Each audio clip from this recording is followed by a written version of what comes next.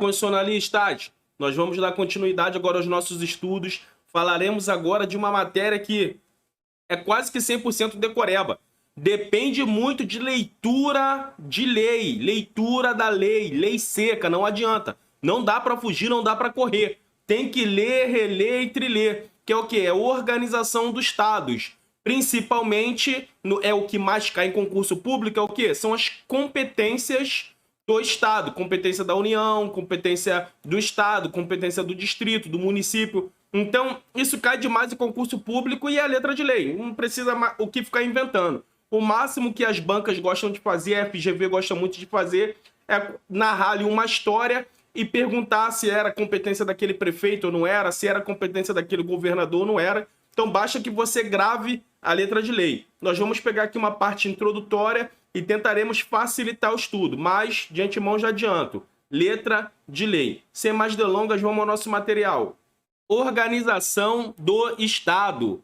Vai do artigo 18 ao artigo 36 da Constituição Federal. E quando nós lemos o artigo 18 da Constituição Federal, nós vemos o seguinte: a organização político-administrativa da República Federativa do Brasil compreende a União, os estados, o Distrito Federal e os municípios, todos autônomos nos termos desta Constituição. Então, o que compreende? A União, o Estado, o Distrito e o município. Isso aqui nos remete ao princípio federativo.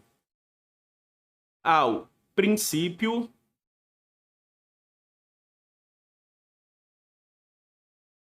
federativo. E quando nós falamos do princípio federativo, a primeira coisa que nós temos que lembrar é que o princípio federativo é a nossa forma de Estado. Ok? Professor, o senhor já falou sobre isso? Sim, mas não podemos entrar na organização político-administrativa sem lembrarmos essas regras gerais, ok?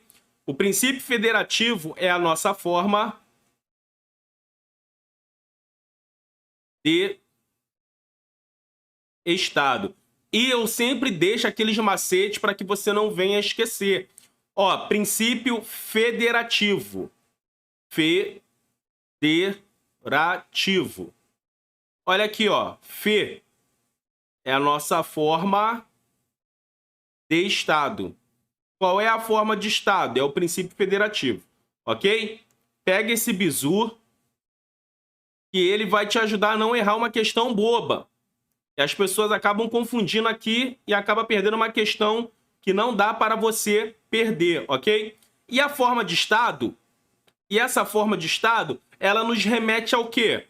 A descentralização política.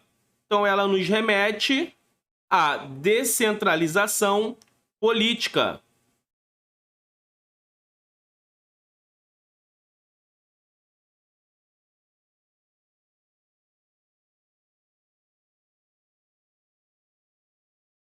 E a descentralização política, por quê? Porque nós temos a União, nós temos o Estado, nós temos o Distrito, nós temos o município. Hoje, na nossa forma de governo, que é a República, nós temos essa visão, porque antes nós tínhamos a monarquia e tudo era o quê? Centralizado na mão de uma única pessoa, ok? Era tudo centralizado na mão do rei. Hoje não. Hoje nós temos o princípio federativo, que é a nossa forma de Estado. Então, quando falar de forma de Estado, já tem que vir na sua cabeça essa descentralização política, na figura da União, do Estado, do Distrito e do município, ok? Vamos colocar isso aqui. Falou de descentralização, eu vou lembrar da União, do Estado, do Distrito e do município.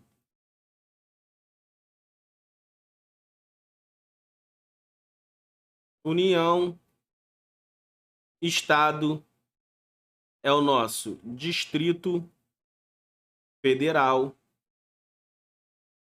e é o nosso município.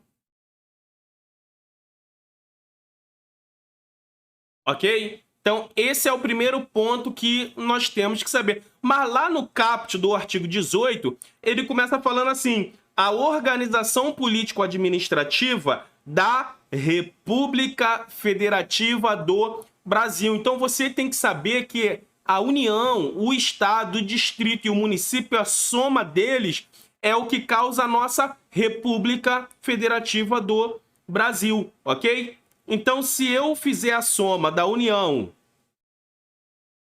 com o Estado, com o Distrito e com o município, eu vou encontrar a República Federativa do Brasil, ok?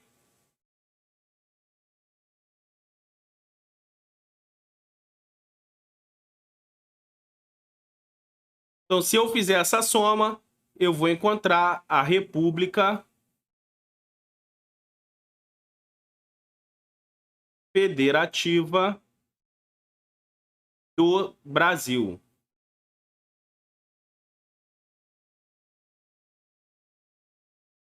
E quando eu encontro a República Federativa do Brasil, eu tenho que saber que ela é uma pessoa jurídica de direito público interno e externo, ok? A República Federativa do Brasil, ela é uma pessoa jurídica de direito público interno e externo. É pessoa jurídica de direito público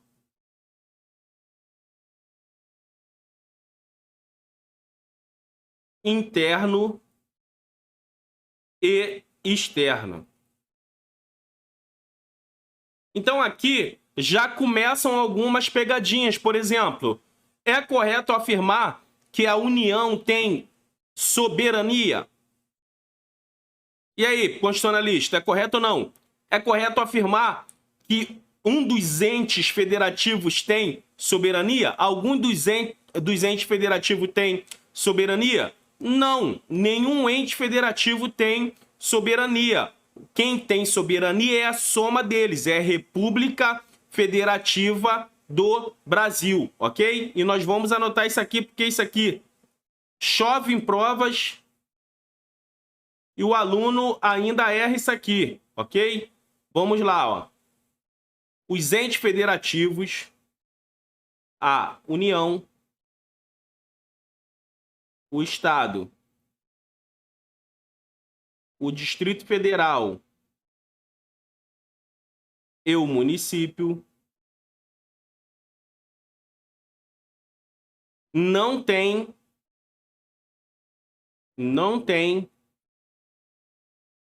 soberania.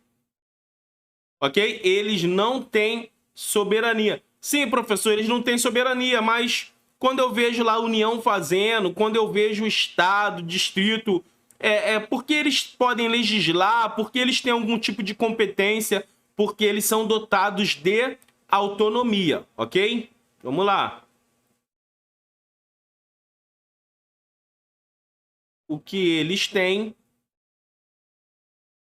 é o quê? Autonomia.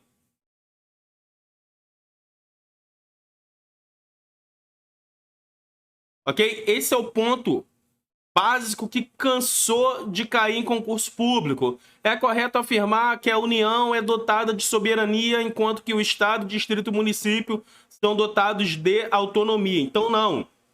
Quem tem soberania é a República Federativa do Brasil. Primeiro ponto importante. Os entes federativos, a União, o Estado, o Distrito e o Município, eles são dotados, eles são pessoas jurídicas de direito público interno, ok? A União, o Estado, o Distrito Federal e o Município são pessoas jurídicas de direito público interno. Vamos anotar isso aqui.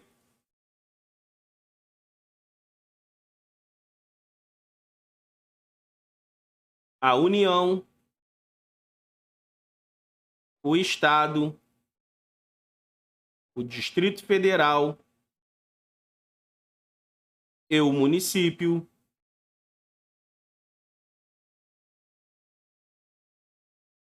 são pessoas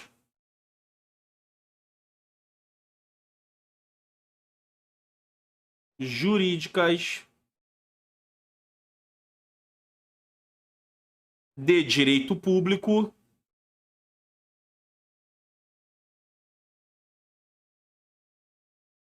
interno. Enquanto que, externamente, quem vai ter a soberania de fazer celebrar acordo é a República Federativa do Brasil. Ok, professor, mas quem celebra acordo não é o presidente da República?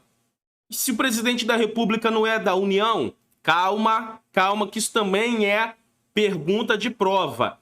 Quem representa essa soberania é a União, ok? Na forma do presidente da República. Quem representa essa soberania é a União. Vamos anotar.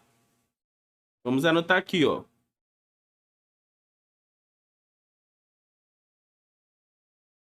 Quem representa a soberania é a União.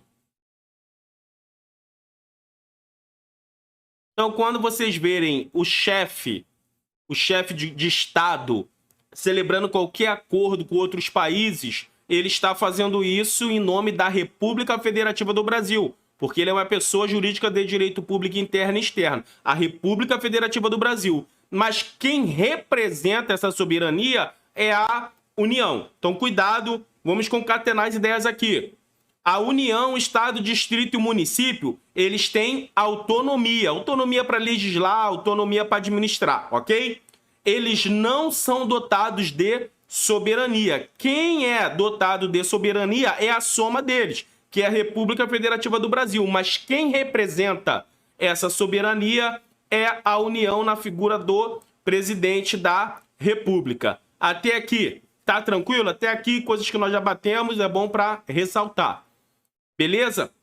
Vamos falar um pouco dessa autonomia.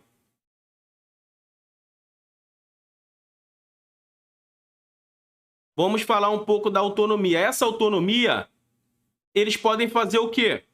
Eles podem fazer o autogoverno, a auto-organização, a auto-administração. Ok? Essa soberania, você vai ver eles fazendo o autogoverno, a auto-organização,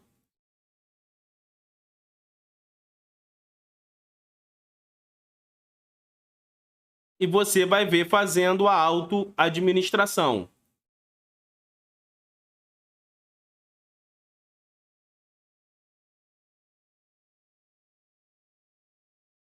O autogoverno, o que seria o autogoverno? É a capacidade de cada ente federativo o quê? De se organizar, ok? É a capacidade que cada ente federativo tem de se organizar. Vamos anotar aqui, ó. É a capacidade de cada ente federativo se organizar.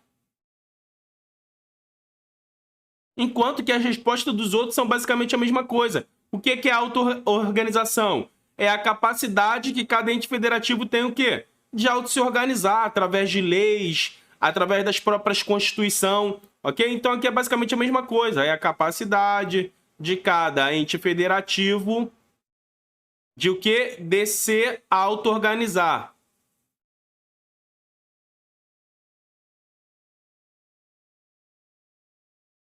Auto-organizar como, professor? Através das suas leis e das suas próprias constituições, ok? E o segundo, e o último, né? O terceiro é a mesma coisa, mas que eles têm de se administrar. Então essa aqui é a visão chave que nós temos de autonomia. Então cada ente federativo são dotados disso: autogoverno, auto-organização, auto-administração, ok? Outro ponto importante para nós batermos é o quê? São as características do princípio federativo. São as Características do princípio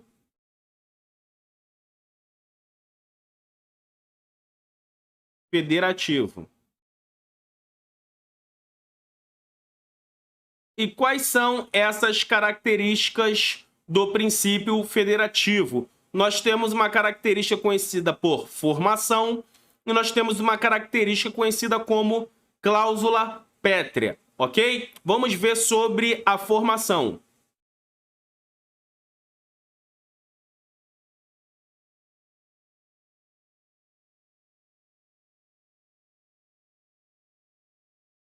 Vamos ver sobre a formação. Aqui nós temos uma coisa conhecida como centrífuga.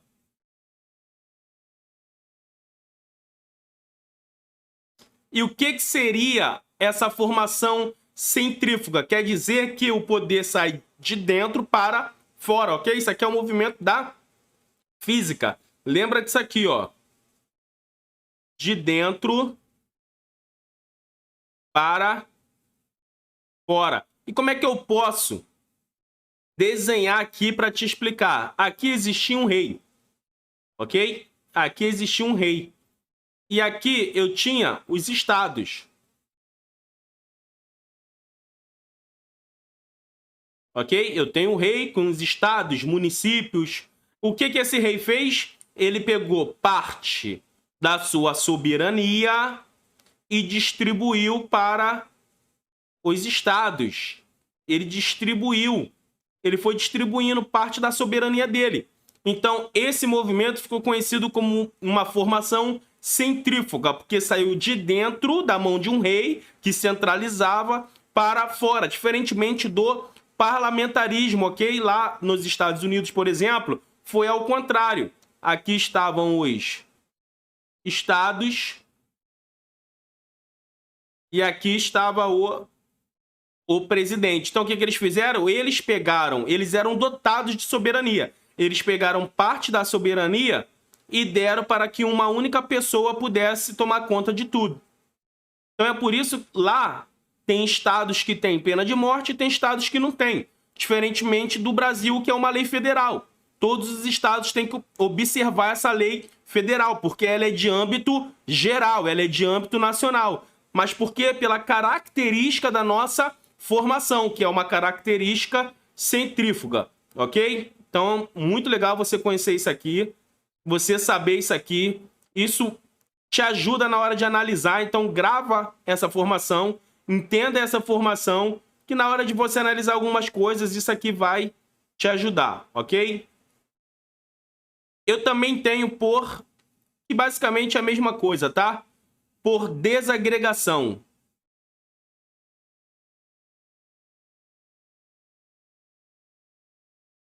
Basicamente a mesma coisa da parte centrífuga. E por fim, eu tenho a tricotômica. Essa tricotômica aqui não é o poder judiciário, legislativo e executivo, não.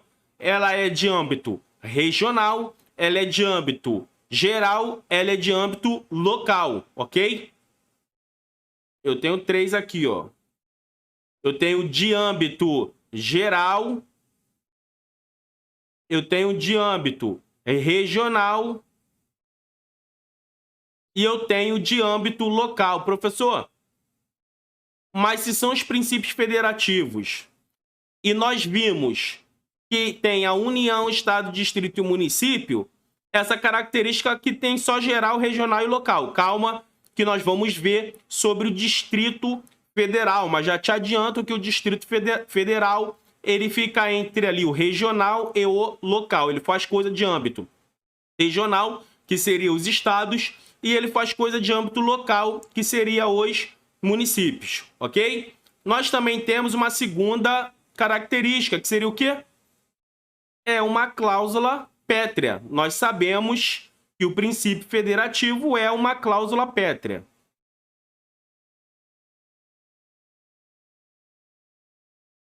Então, por ser uma cláusula pétrea, deixa eu falar uma coisa. Não tem como um Estado ele querer se tornar um país, se desvincular do Brasil. Ele não pode, não, peraí que eu quero fazer uma lei, eu quero fazer um plebiscito para que o povo do Rio de Janeiro, o povo do Sudeste, venha fazer uma votação para a gente não fazer mais parte do Brasil. Quero fazer um plebiscito, eu não posso nem tocar em fazer um plebiscito, porque é uma cláusula pétrea, isso não pode sair da Constituição Federal, não pode ser abolido da Constituição Federal, e a Constituição Federal, ela veda esse tipo de coisa, de um Estado se desagregar do Brasil, ok? Então, é uma característica, é a cláusula pétrea. E essa cláusula pétrea, ela tem um princípio muito conhecido, que é o princípio da indissolubilidade do Pacto Federativo, ok? Eu tenho aqui um princípio.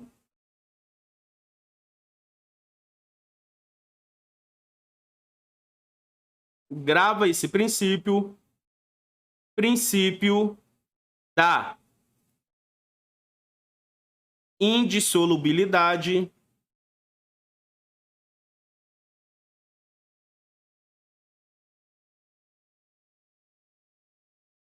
do Pacto Federativo. Então, se isso cair na sua prova, você já sabe o quê? E realmente tem esse princípio. Por quê? Porque é uma cláusula pétrea, está previsto na Constituição Federal. Então não tem como um Estado ou um governador, um prefeito, querer fazer um plebiscito para se desvincular do Brasil. Então essas são as características de âmbito gerais que nós tínhamos que nos relembrarmos para adentrarmos propriamente dito na matéria. Corta para mim. Então, constitucionalista, essa aqui é uma parte geral para nós entendermos sobre o princípio federativo, para sabermos como funciona o princípio federativo, e no nosso próximo bloco nós adentraremos no artigo 18, ok? Então, até o próximo bloco.